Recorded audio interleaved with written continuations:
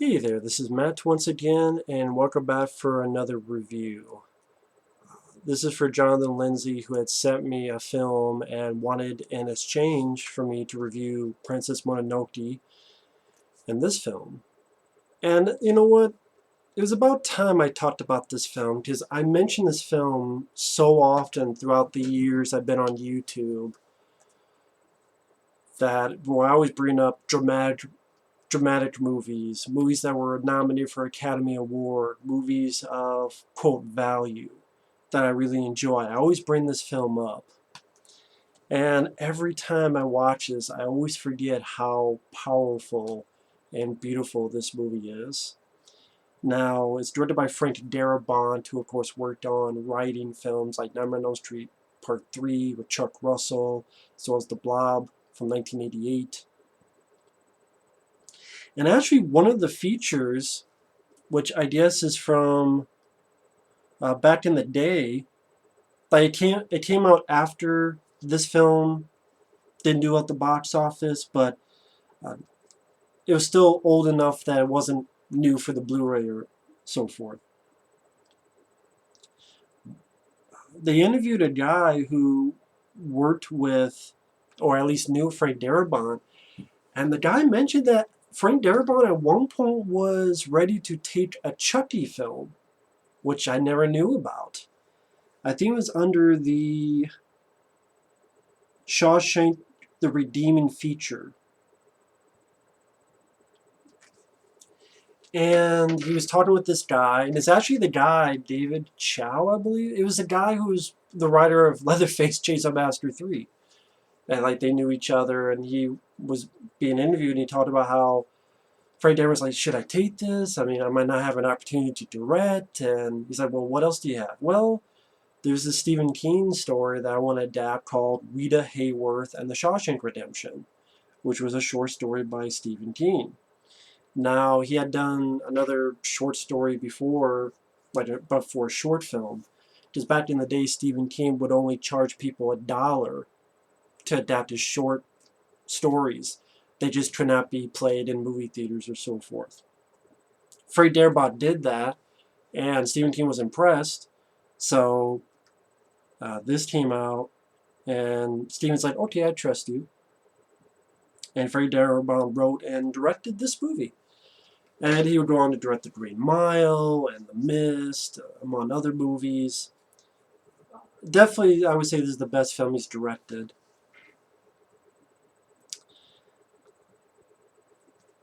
Tim Robbins, which one of the, I want to say producers or people from the studio in that same featurette, Shawshank the Redeeming feature. I think it was a BBC, or it's like an, I forgot what that guy's name, Mark, a guy who hosts, like, I've seen him host these kind of things before, like on the Aliens, like on one of the Alien documentaries he hosted. It's like in overseas in England and such. Mark Kermode, or I always forget his name. During that, someone mentioned Tim Robbins, and they mentioned Jacob's Ladder. Like, we had looked at a couple of films he had done, including Jacob's Ladder. So I'm guessing Jacob's Ladder is one of the reasons why he was on the list to be. And it's cool, like, she mentioned specifically, we looked at a couple of films, especially Jacob's Ladder, and I'm like, makes sense to me. Because Jacob's Ladder to me is one of the most criminally underrated movies of all time. And Tim Robbins got the role of Andy Dufresne, and Morgan Freeman got the role of Red, which I guess in the story he was like a white Irish guy, but they got Morgan Freeman. And lo and behold, doesn't matter who the race of the character is, it just matters who's the best actor for the role. This is a perfect example of that. And they even make a joke in the movie where Tim Robbins' character asks, why do they call you Red? And Morgan Freeman looks at him and goes, I don't know, just because I'm Irish. And this is one of those movies that, despite it being 2 hours and 20-some minutes long, never got bored with it. Uh, You know how a lot of movies, they'll have critical reviews where they'll go, a powerful story about the human spirit. This is a film that deserves that. Wholeheartedly deserves that. The score by, I want to say, Thomas Newman is absolutely beautiful. The da, na, na, da, da, da, da, da. The supporting cast do a wonderful job. You have William Sadler as one of the prisoners. You have James Whitmore as Brooks, who's an older gentleman who's one of the prisoners. Mark Wolston, who I remember as Drake from Aliens. Drake, we are leaving. He gets burned up by the acid. He's there as one of the would-be rapists. Guy wants to rape Tim Robbins. Clancy Brown as a son of a bitch of a guard. And Bob Gunton, who I remember from films like he was in Bats with Lou Diamond Phillips. He was in Broken Arrow, who was always complaining that John Travolta, and John Travolta kills him. It's like, first time I killed someone up close, don't see what the big deal is. And the guy he killed was Bob Gunton. Probably the role he's going to be the most famous for is that warden he just wanted to hate. It's just outright fucking hate, and he did a great job with that. The place they shot for this prison worked so well. It brought such authenticity because it was a real prison. I think it was out of commission, but then they got it and used it. And what was interesting looking at these features, how Frank Darabont described it, how a lot of people would say it's a prison movie, but to him it was a tall tale. It was, I guess in a way, almost a fantasy. It really is about hope. You know, you have lines like, there's something inside that they can't get from you. They can't touch. And Morgan Freeman's like, what? And Tim Robbins goes, hope. And that's the thing, it's how even though things may be shitty, even though things may be dark, even though things may be bad, keep at it because there could very well be a light at the tunnel. Which happens for this character played by Tim Robbins, who is this banker who's on trial for his wife's murder. He gets sent to prison, and we, the audience, find out he truly was innocent. So here's this innocent guy that spends going through his 20-some years of being incarcerated in this prison, and what works the best is the friendship that develops between these two guys. Tim Robbins and Morgan Freeman worked so well together. I don't know if they've ever worked together again in a movie. I can't think of one movie off the top of my head. If not, that's a shame because it'd be nice to see these two guys work together. I know I'm not saying a sequel, I'm saying just another movie. And they just worked off each other so well that it was, even they mentioned the features, sort of a love story, but it's a friendship story. Because usually love story, it's a man and a woman and sex and that. But no, this is like deep friendship story, which it's rare to see unless it's like a buddy cop movie or something like that. But this kind of movie, you don't see that a lot. And it was refreshing, it was touching, so that when you get to the ending where you just want these two guys to, you know, the friends to get together, and they do at the end, and that long shot of that very blue ocean, and you see, you know, they hug, and the music soars, and the end credits, it just, I will admit, each time I watch it, I get a little bit misty, a little bit teary-eyed by the end of it, because I think it works so well. It's a great script that Frank Darabont wrote. They got an excellent cast. They got a guy who scored the film perfectly. This is really, I mean, on this one side, I've been working on sort of my 100 favorite films of all time, and we watch it again. It's like, man, I always forget how great it is, and this jumped into that 100 list. It just, And lo and behold, it came out. It did not do well. So when people keep harping on this, but it made this much money, so it must be good. It's good because it made so much money. Guess what? This film came out and it did nothing. It flopped. It bombed. So by their rationale, by their expertise, if a film flops, it's bad, then I guess they call this a bad movie. Even though I think it's what, #1 in the top 250 films on IMDb? It's been like that since the film came out, at least in the top 5. Sometimes it's at 3, sometimes it's at 2. I think at this moment it's at #1. And I can see that. Yeah, there are movies that I enjoy more just for the fact I love action, I love horror, escapism, fun, people punching, kicking each other, machine guns, for fun entertainment, because I look at movies first and foremost as entertainment. But if I'm going at a film with messages and hope, make you feel and make you smile, when you find out at the end when Bob Gunton, the warden, rips that poster off, and there's the tunnel, and you find out what Tim Robbins did and how he got out. And you get to the end where he's in the rain and doing that to the sky. Although, unlike this, I think he has his shirt off.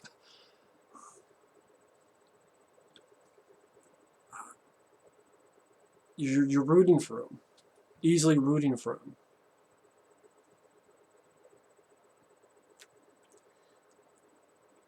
And it really is about how this friendship develops between these two guys, as well as the not giving up. And I just see a lot of movies trying to do this, and it would be the person gets shot at the end trying to escape, they're trying to be realistic, and the guy dies in prison, or like something else happens. But the direction they took, which I mean, I guess a lot of this in the story, I'm glad they did. I think that helps with why people go back to rewatch the movie.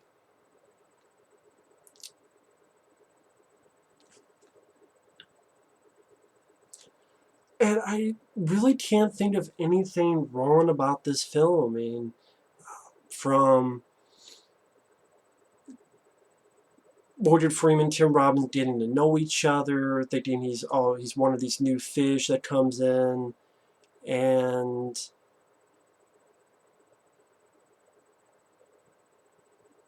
he's like, oh, maybe he's going to crack first, and he was wrong. And then Tim Robbins says, hey, you guy that can get stuff. And that's what Morgan Freeman's character, he can get stuff for you. It's like, give me a rock hammer. What, to chisel your way out? And Tim Robbins laughs. Morgan Freeman's like, why are you laughing? Trust me, when you see it, you'll get the joke. And he does, because when he gets it, it's like this big. It's like this big, and the little chisel is like this much. So that he could craft, or so we think at first, just for chess pieces to play with Morgan Freeman. Then you realize for 20 years he's been digging at this hole, and he's using this poster to hide it. Which I know they parody it in Hangover 3, but I think it was Hangover 3 at the beginning, but that movie fucking sucked. And you have him trying to fit into prison, getting beaten up by Mark Wilson and his crew, him slowly getting himself with the guards, and also helping these other people he just met out. Like Clancy Brown's is, like, when they get on this roofing crew, roofing with tar. And he talks with Clancy Brown, is able to, hey, I could fix your taxes for you, just give these guys some beer. And it works. And slowly, year by year, the guards and then even the warden trust him because he was a banker, so they trust him with taxes, trust him with this, trust him with that. And it's not just Tim Robbins' character. You also have the character James Whitmore plays as Brooks, who's this old guy, seems like a sweet guy, works at his library, uh, helps this bird out from, I think, like a little baby bird, and then throughout the years, lets the bird go when he's finally given his parole. And we see him trying to adjust to real life, but he realizes he's been institutionalized. Pretty much all he knew was prison life. And he got so used to that, he feels like a nobody outside. And I guess that's something before I saw this movie way back in the day I never thought of. But I guess in kind of a weird way it makes sense. Where, for 50 years he had been in this prison, that's all he knew. So he's trying to adjust it. Only, unfortunately, he kills himself, hangs himself. And then I like what's done throughout later on when Warden Freeman gets out and paroled. You think he's going to go the same way because they're doing sort of the same juxtaposition, the same comparisons. But the one thing he had was keeping his promise to Tim Robbins, to Andy Dufresne. Going out, reading this letter, going out, find his friend, and when you read that letter, you have that great line, hope is a good thing, maybe the best of things, and good things never die. And just this beautiful music when he finds this letter by this tree that he had told him before to go to if he ever got out. And then he goes off to find his friend. And then even with Morgan Freeman, this bit with his parole, we see it 3 times. The first 2, he's talking very nice. It's like, yes, I'm a changed man, and I'll do the best that I can, blah, blah, blah. And then the 3rd time, he's like, listen, you rehabilitated. I think that's a made-up bullshit word. You know what? I wish I could talk to that guy back in the day and tell him what's right and what's wrong, but I can't. So you know what? To tell you the truth, I don't give a shit. Just stop wasting my time. And that gets him paroled. I just because they're like, hey, that's a no bullshit answer. So I thought that was a nice sort of, almost like a little arc that Morgan Freeman's character goes through. And just throughout the film, just the scene where Tim Robbins plays his record on the radio to let people hear music for who knows how long. And he's sitting there in defiance with his hands behind his head.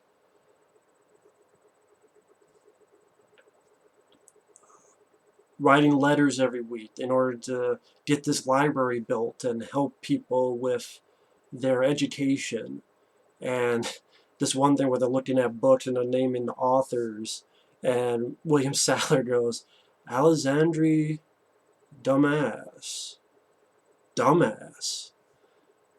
Tim Robbins like, dumbass? Like, yeah, dumbass. He's like, no, Dumas. It plays, funnier in the movie. I thought it was pretty funny. And William Sadler, he's, despite one of the first scenes he does, where he's kind of pushing this guy to cry out on the first night in order to win a bet, even a little tear delayed, you see a little bit of humanity, because like, hey, who's that guy? Where is that guy today? I want to, hug him. And the guy tells him, oh, he died.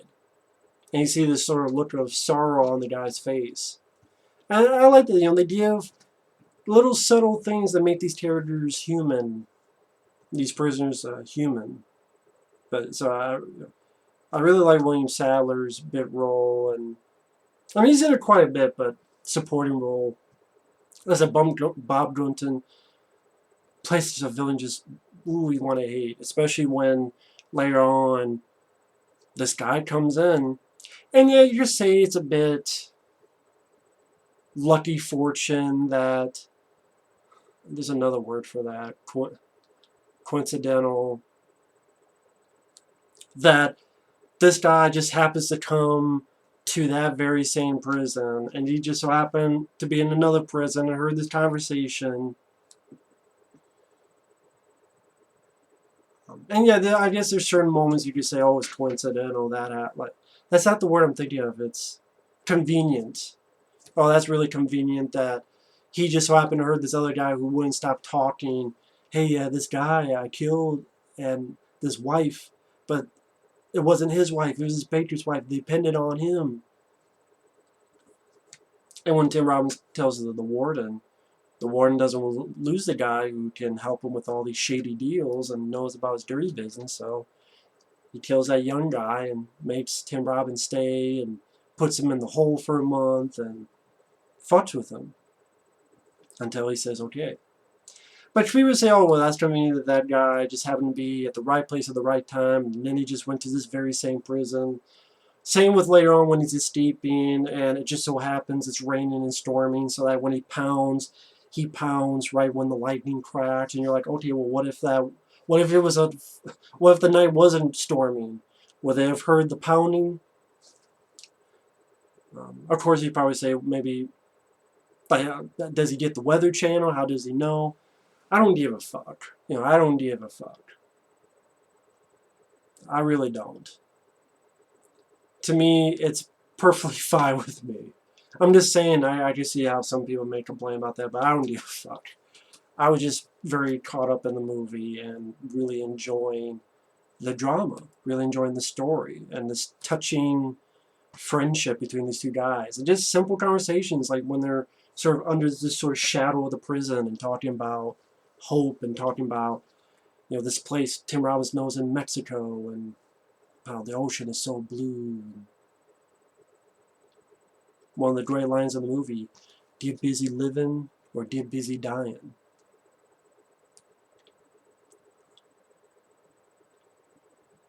I mean, great line of dialogue. And again, you get to that. I know originally at the end, it was going to end when Morgan Freeman's on the bus and he goes off. I hope I can find my friend. Then the movie was going to end there. That's how Frank Darabont wanted to end it. And there was the studio, Castle Rock, that said, wait, no. You got to give the audience a bit more. You got to give them the moment where they're finally back together.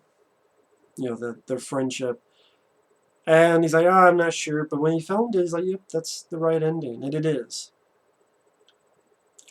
Fantastic ending. Where the biggest smile you ever see Morgan Freeman's character make as he sees his friend fixing on this boat, working on this boat. And then that pull back wide shot of the beautiful beach and ocean and these two guys friends together. And then that music just satisfying. Such a satisfying ending to great fucking movie that gives you hope, that says, hey, may take weeks, may take months, may take years, but don't give up on hope. And yeah, anytime, so effective. Great movie. And lo and behold, 7 Academy Award nominations, it didn't win any. Didn't win any at all. So, just because a film bombs and doesn't get the Oscars doesn't mean it's a bad movie. This is a prime example of that. Film bombed, did not win a single Oscar, but the year after, 1995, because this was 94 when this came out, it was like the highest video, most rented movie at VHS stores or video stores. And so yeah, this great fucking film. I don't know what more I can say that hasn't been said by quite a few people. Beautiful movie, powerful movie.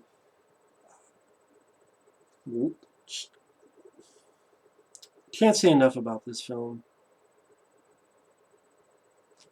Great stuff. If you wonder on this Blu-ray, there's commentary by writer-director Frank Darabont, 2 documentaries, Hope Springs Eternal, Look Back at the Shawshank Redemption, and Shawshank, the Redeeming Feature. The redeeming feature is the one I said that's some info at the beginning of the video.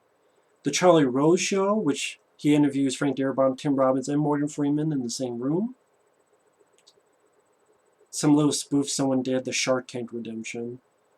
A trailer, some stills, and collectibles galleries. Yeah. This is a decent cover. I kind of wish it was the simple cover where it's just this image. I mean, this is a pretty decent cover, I will admit. This is not a bad cover. But I guess I just prefer the simple one. But this is still a good cover. Picture quality looked fine. Can't really complain too much about the picture quality. But yeah. Great film. Thanks for watching. Take care.